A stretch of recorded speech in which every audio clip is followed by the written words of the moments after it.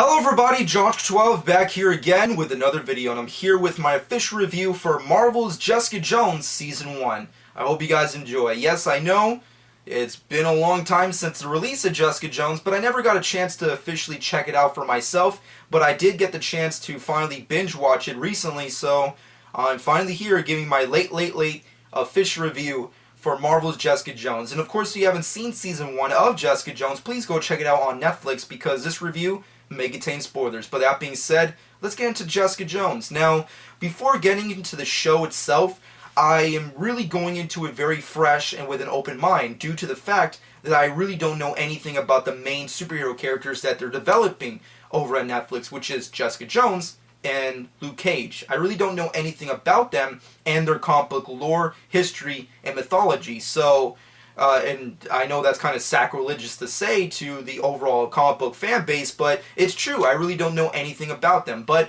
going into the show itself, the basic summary of the show is essentially it follows the story of the main protagonist, which is Jessica Jones. She's a former superhero turned PI. She has a dark past, and it has a lot to do with the main antagonist slash villain, which is Kilgrave. And Kilgrave has this warped sense of himself, and he has the ability to control people's minds and tell everyone to do what he wants them to do. And essentially the story and season unfolds with their battle and the collateral damage that happens to the people surrounding them. And that's basically what Jessica Jones is all about. And starting off with the positives of the show, essentially the greatest parts of said show has to deal with the main performances of the main characters slash protagonists and antagonists, which is, Krysten Ritter as Jessica Jones and David Tennant as Kilgrave. Their performances are amazing. They're magnificent. I mean, Krysten Ritter, I was a huge fan of her since I saw her on Breaking Bad, and she really kills it on this show as Jessica Jones. Sometimes she gets a little cheesy and a little too campy for my taste, but overall, she is amazing. David Tennant, I mean, I don't know what's with Marvel where they can't kill it with their villains in the movies, but when it comes to Netflix, they are destroyers with their villains. I mean, last season with Daredevil, we had freaking Vincent D'Onofrio destroy. This season with Jessica Jones, we have David Tennant destroying as Kilgrave. He is so awesome on screen. He freaking eats up the scenery whenever he's on camera. He is a destroyer. Moving off of that, and also his character is a piece of shit. Keep that in mind. But with that being said, moving off of that, the great things about the show is the music. The music has a very nice mix of what you expect with these kind of shows. Not to mention it has a really nice film noir-esque kind of feel, which I love and I think complements the show perfectly. The style of it obviously is a very different genre than Daredevil Season 1, and I love the fact that Marvel is exploring these different kinds of point of views of storytelling when it comes to their superheroes. I love the fact that they did that. This is less about superhero antics and vigilantism. It's all about, sex and, drug use and, drama and, rape and, all these kind of real crazy and mind control, all these, just the way people are living their lives in this kind of warped reality. This is the great thing about Marvel that I think they do perfectly, especially in their Netflix shows. Another great thing is the cinematography, the look, the style that they created for the show. It definitely complements it amazingly and is a great crossover with Daredevil, where they've created this fictionalized Hell's Kitchen over at New York City. I mean, granted, Marvel Universe has dedicated themselves to New York City, so when you go into something Marvel related, expect some great stuff from New York City, and they do it awesome in this show. To create a fictionalized portion of New York, they do film it amazingly, and it just looks awesome. It just complements the city and the universe of Marvel amazingly. Moving off of that, the story points, the story arc of these characters is awesome. The performances of other characters are really on par and really great with Krysten Ritter and David Tennant. Not as on par, of course, but they're definitely really good. And I love the fact that Marvel is really breaking new ground with their superhero stuff. It's not trying to be like, oh, I'm a superhero, now I'm going to save someone. It's deeper. And it's more impactful, and I love that they're doing this kind of stuff that other, whether it be even with their movies or even with the DC stuff, that they're not doing as great, which I feel like is, just another hit from the ballpark from Marvel in their Netflix universe, their little niche market. So with that being said, those are kind of like the biggest positives. My negatives have to be the certain supporting cast members. There's a lot of supporting characters in this show, kind of similar to Daredevil, but a lot of them have really nothing to do. There's a lot of characters that have their own subplots that you don't really care for and get overly drawn out, and that's a big part of the show itself that I have a big problem with. Season 1 is only 13 episodes, very similar to Daredevil, and you can binge watch them whenever you want.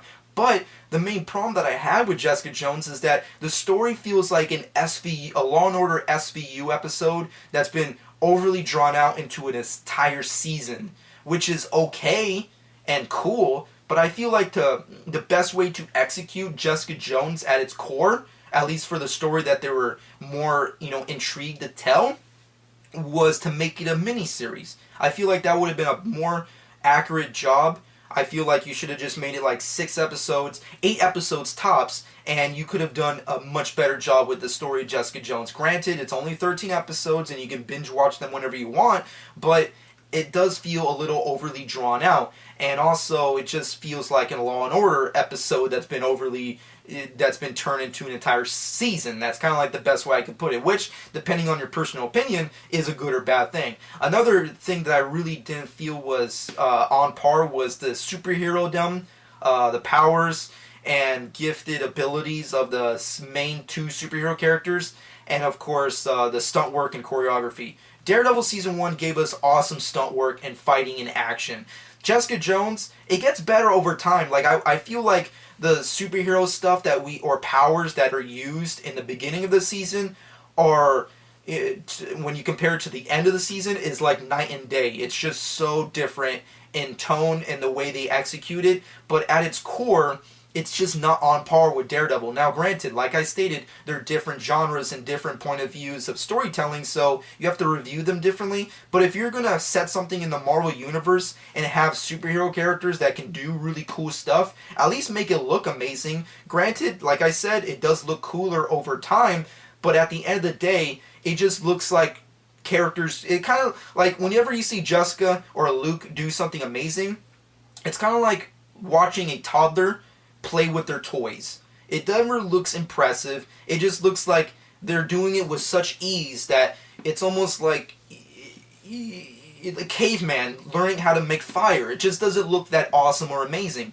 And I know it's not meant to be about that. The show's not meant to be about superheroes and meant to be about powers and abilities. Those are kind of like a facade or just like a little thing just to be like, hey, we're in the Marvel Cinematic Universe. We have powers too, It's just meant to be like a throwaway thing. But if you're gonna incorporate that into the show, use it perfectly and try to execute it amazingly the same way Daredevil did, and I feel like they just didn't do that. Another big thing is the characters. Carrie-Anne Moss and the character Trish. They're good. They're okay. But I feel like their subplots get overly drawn out. Carrie-Anne Moss, I love her as an actress. I mean, like, she kills it on the screen, and she's in one of my 2 favorite movies of all time, which is Memento and frickin' Matrix. But her story and her subplot over the Jessica Jones season, I wish they could have just cut out. I feel like if you cut out her story, it would have been a better season, because there's a point where you just follow her side of things than Jessica's side when there's very important things that are going down. Like, why do we have to care about a marriage that's crumbling than stopping a man who basically has the power to tell anybody in New York City what he wants them to do? Like, that's the main problem I have with the show, is that they follow so many different kind of stories and subplots with certain characters, like the neighbors of Jessica Jones and her loft, the former junkie who's got off drugs. Like, that's cool and awesome, but I feel like you could have made them greater supporting characters if they were just one-offs and just make them be like, Jessica Jones saved a life. This is the life they live now, and maybe have a throwaway when you do it again in a future episode. But that's it. But we follow them so much, it's almost like, I don't care about you that much. Why do we have to follow you? And that's like the main problem I have with that.